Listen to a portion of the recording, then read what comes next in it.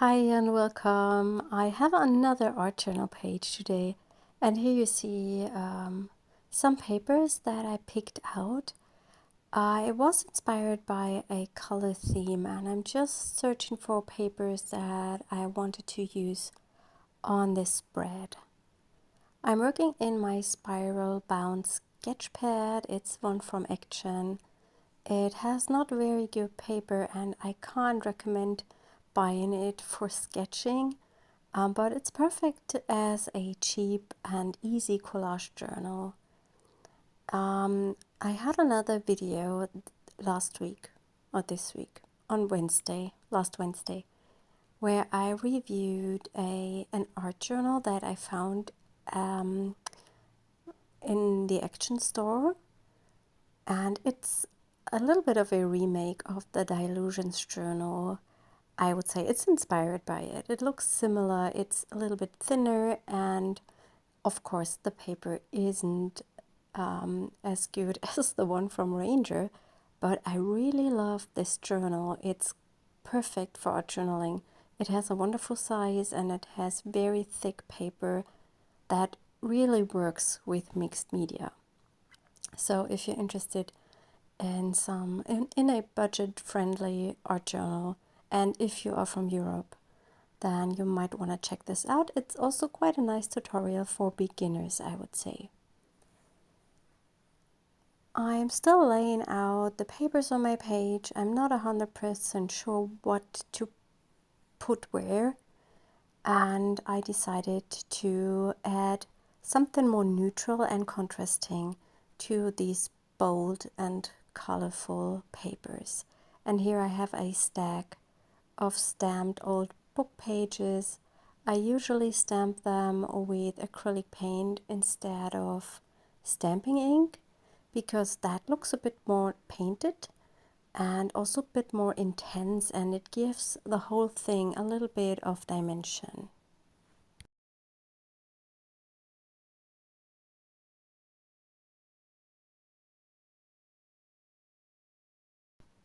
As always, I'm going to list all the stamps that I've used on this spread in the video description, and you will find all of them over in our shop. Since this month we have a monthly stamp set, or let's say a stamp set of the month, which is maybe picked a bit seasonal, I would say, and it's always 10% off throughout the whole month. And on the first, so yesterday, we shared a blog post where we share some projects with this stamp set. This week we have the Sketchy Birds picked as our stamp set of the month. I will link up our blog in the description, or also in the info card, so you can jump over and have a look.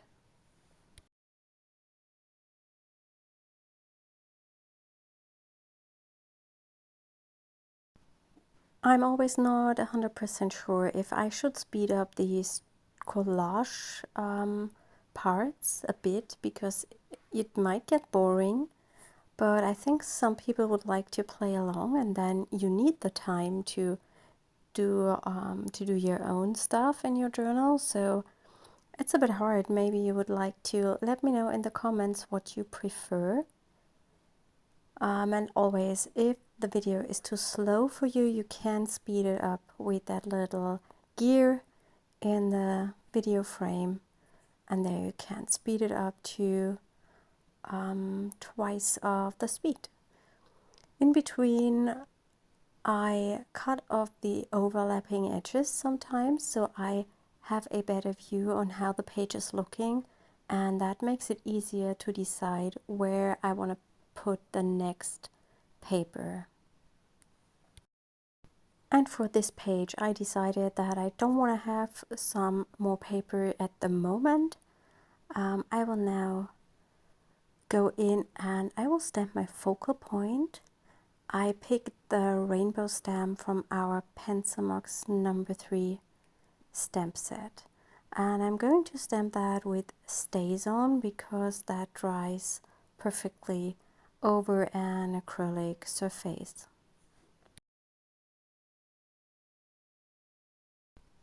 As I said in the beginning, that paper in this journal isn't any good, and I will just use some gesso, some heavy white gesso here for the areas where I have no collage paper glued on top, just to make it a bit more stable and thicker.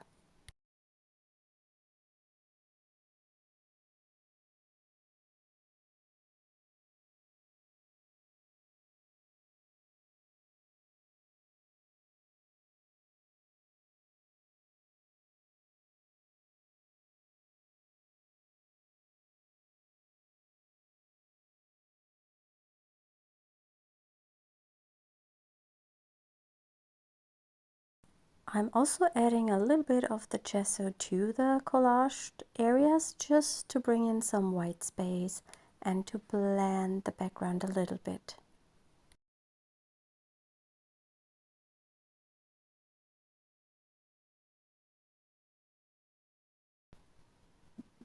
Whilst the gesso is drying, I am painting in my rainbow, and I'm using a white Posca paint pen, and I'm covering up the areas where there is no pattern in the rainbow itself, so every other, and that just lets the rainbow pop up from the background.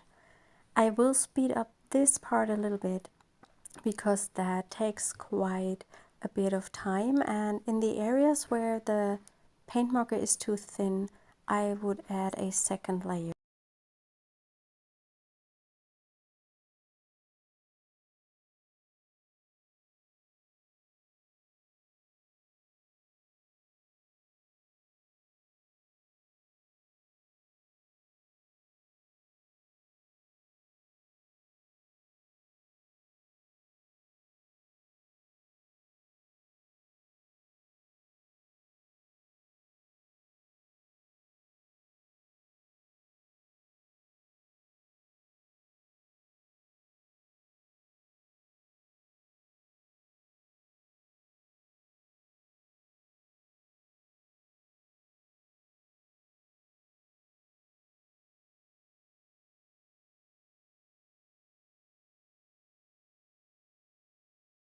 Here I'm creating a little pattern with just simple dots with that Posca paint pen.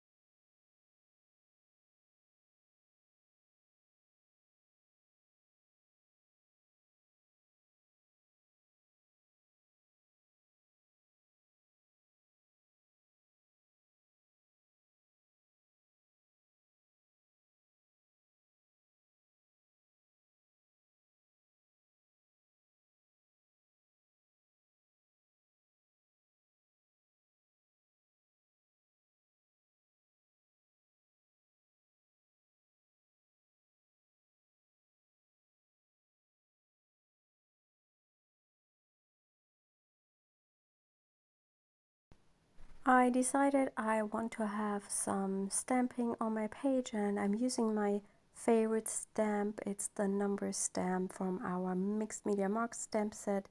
It's also on the Mix It Up #1, just a little bit bigger, so you have two options if you have both sets, and I love both of them.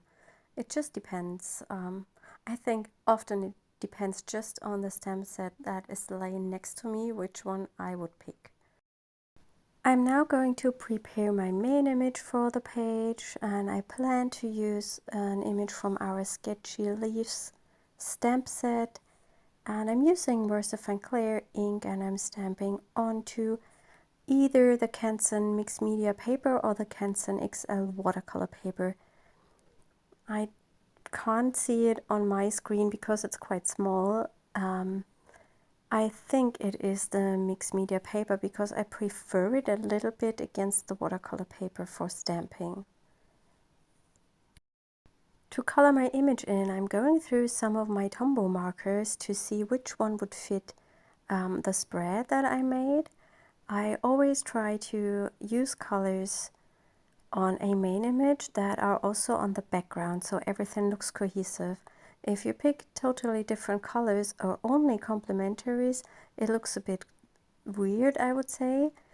Of course, complementaries are always good, but if you're using complementaries, I would recommend just having a touch of the other color on the background. So if you have a bluish background and you pick an orangey main image, then add a little touch of orange to your background. Not much, just a little bit, so everything looks a bit more harmonic.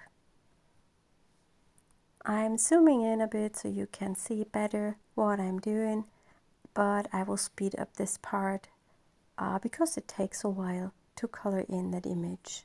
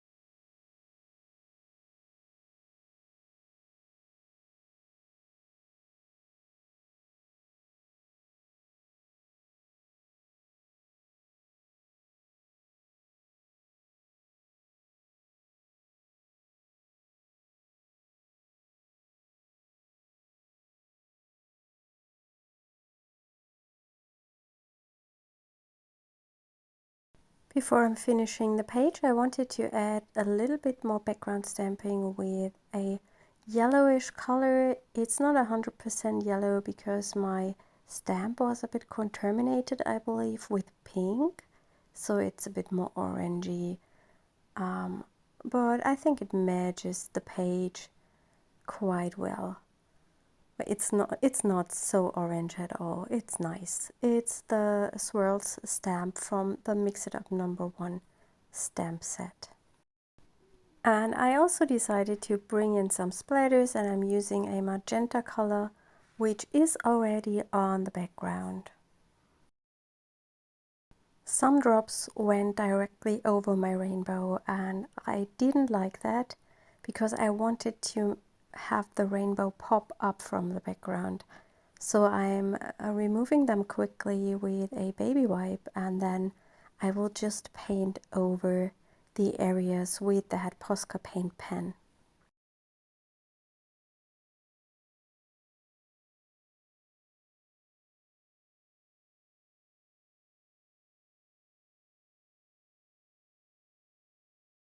After I have rescued the page, I'm adhering my focal image. I've used just some liquid glue and I'm carefully arranging that leaf and I'm pressing it down, and finally I will add a sentiment to the page, and you can see how the finished page turned out here. That was my video for today. I hope you enjoyed it and I wish you a lovely weekend. Bye!